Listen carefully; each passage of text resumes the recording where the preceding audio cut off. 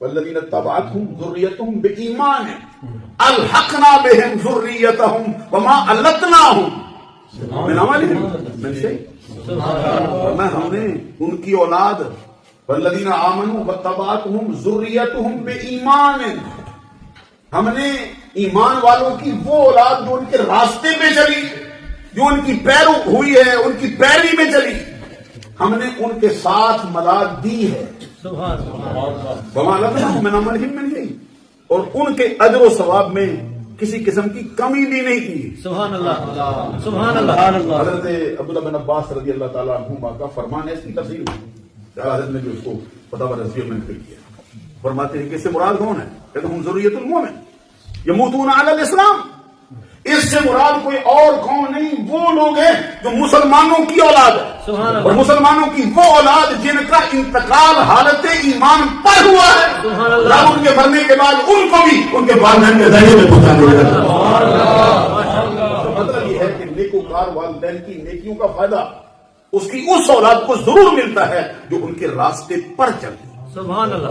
بڑی مشہور حدیث ہے، سرکار کا فرمان ہے اذا دخل الرجل الجنت سأل عن ابوی وذریتی.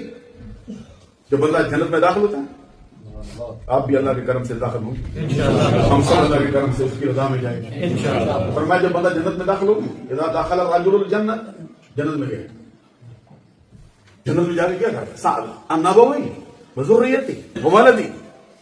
جنت کا جائزہ لے کر سوال کرتا، میرے ابا جان ہے، میری اماں ہے، میرا بیٹا ہے، میری اولاد ہے. اور ایک روایت میں فرمایا محبی، یہ نہیں پوچھتا میرے دوست ہیں کدھر لے آئے ہو، جنت کیسی کہاں لائے ہو، نہ میرا ابا نہ میری اماں نہ میرے بیٹے نہ میری اولاد نہ میرے دوست. اذا دخل الرجل الجنت سأل عن ابوی وذریتی. سوال کرتا ہے، فرشتے جواب دیتے کہتے ہیں وہ کیسے تیرے درجے میں آ سکتے، ان کا عمل ہی تیرے جیسے نہیں، وہ تیرے درجے میں تو آ ہی نہیں سکتے، تیرے جیسے عمل کرتے تو آ سکتے تھے نا. حدیث میں فرمایا گیا وہ فرشتوں کو چھوڑ دیتا ہے، براہ راست رب سے یا رب قد عملت لی ولہم. سبحان اللہ سبحان اللہ سبحان اللہ.